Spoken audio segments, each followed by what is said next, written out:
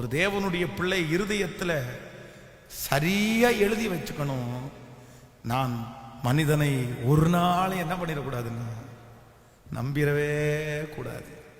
ஆமேன் சொல்லுங்கள். சிம்சோனை குறித்து வேதம் சொல்லுது. இப்படியே வேதத்திலேயே பரிசுத்தவான்கள் விழுந்து போன சிலருடைய வாழ்க்கையை எடுத்து வேதத்தில் வாசித்து பார்த்தால் அவர்கள் அதிகமாய் மனிதனை நம்பினதுனால அவங்க நிறைய பேர் கீழே விழுந்துட்டாங்க. இப்போ நீங்க உடனே கேட்கலாம், அப்ப யாரையுமே நான் நம்பிடக்கூடாதா? நான் மனுஷனை நம்பாம எப்படி வாழ முடியும்? என் கணவனாரை நான் நம்ப கூடாதா? என் மனைவியை நான் நம்ப கூடாதா? நம்பிக்கைதானே வாழ்க்கை, நம்பிதானே நான் வாழணும், அப்படி வாழ்ந்தாதானே வாழ முடியும் அப்படின்னு நிறைய பேர் சொல்லுவார்கள். இன்றைக்கு நான் சொல்றேன், நீங்க எப்படி நம்புகிற நம்பிக்கை உங்களுக்கு ஆபத்தாக மாறாது, இல்லைன்னா ஆபத்தாக மாறும் என்கிறதை குறித்து இன்னைக்கு ஒரு சில காரியங்களை நான் உங்களுக்கு தெளிவா சொல்றேன். கவனிங்க, இதை குறித்து உங்களுக்கு சரியான அறிவு உங்களுக்கு வேண்டும். இது மிக முக்கியமான செய்தி. அப்படின்னா இப்போ ஒரு மனைவியை ஒரு மனைவி நமக்கு கல்யாணம் பண்ணிட்டோம், அந்த மனைவியை நம்பி வாழ்ந்தாதான் வாழ முடியும். அந்த கணவனாரை நம்பி வாழ்ந்தாதான் வாழ முடியும். சந்தேகத்தோடு யாரும் குடும்பத்தை கட்டி எழுப்ப முடியாது. சந்தேகம் இருக்கிற வீடு அந்த வீடு ஆசீர்வாதமாகவே இருக்க முடியாது. அதனால எடுத்ததுக்கும் பிடிச்சதுக்கும் சந்தேகப்பட சொல்லல. ஆனால் ஒரு மனிதனை நீங்கள் நம்புகிற நம்பிக்கை எப்போ உங்களுக்கு ஆபத்தா மாறும்னா, நம்பர் 1, முதலாவதாக நம்ம வேதத்தை திறந்து ஒரு வசனத்தை வாசிக்கலாம். ஆதியாகமம் 16ஆம் அதிகாரத்தை எடுத்துக்கொள்ளுங்கள். ஆதியாகமம் 16ஆம் அதிகாரத்திலே 6வது வசனத்தை வாசிக்கலாமா?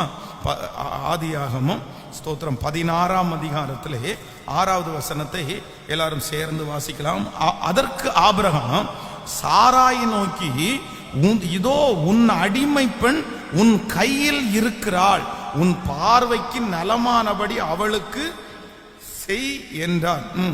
அப்பொழுது சாராய் அவளை கடினமாய் நடத்தினபடினால் அவள் அவளை விட்டு ஓடி போனாள். கைகளை உயர்த்தி ஒரு ஹல்லேலூயா சொல்லுங்கள்.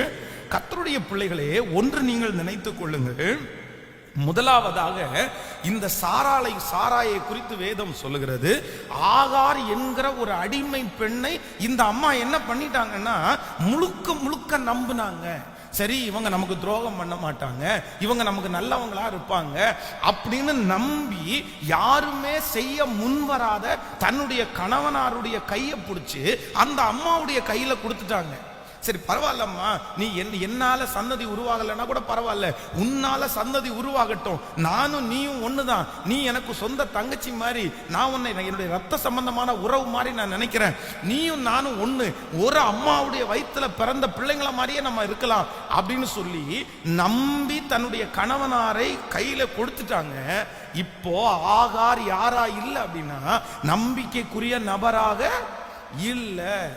நம்பிக்கைக்குரிய நபராக இல்லைன்னு தெரிஞ்சதற்கு பிறகு சரி பரவாயில்ல, அவன் மாறிட்டாலும் பரவாயில்ல, எனக்கு வேறொரு உதவியை, இல்லை என்றால் கர்த்தர் எனக்காக ஏதோ ஒன்று செய்து முடிப்பார், அவங்க எனக்கு நம்பிக்கை துரோகம் பண்ணினாலும் நான் கஷ்டப்பட போவது இல்லை அப்படின்னு நீங்க இருக்கிறீங்கன்னா அந்த நம்பிக்கை உங்க வாழ்க்கையில ஆபத்தா முடியாது. நான் சொல்றதை சரியா புரிஞ்சுக்குங்க.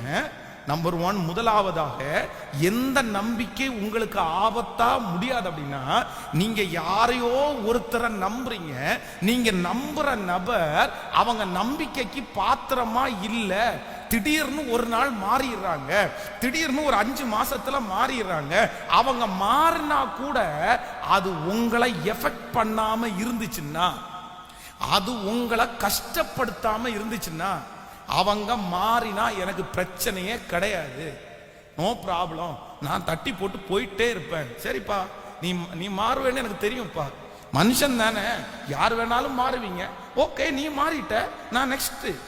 அதுக்காக நீ மாறிட்டேன்றதற்காக நான் சாக மாட்டேன், நீ மாறிட்டேன்றதுக்காக என் வாழ்க்கையை நான் முடிச்சுக்க மாட்டேன், நீ மாறிட்டேன்றதுக்காக என் தொழிலை நான் மேற்கொண்டு செய்யாம இருக்க மாட்டேன், நான் நினைச்ச அச்சீவ்மெண்ட்டை பண்ணாம இருக்க மாட்டேன் அப்படின்னு உங்க மனசுல நீங்க நினைக்கிறீங்க அப்படின்னா, நான் நம்புறேன் நீங்க மனுஷனை நம்புறது உங்களுக்கு என்னவா முடியாதுன்னா ஆபத்தா முடியாது.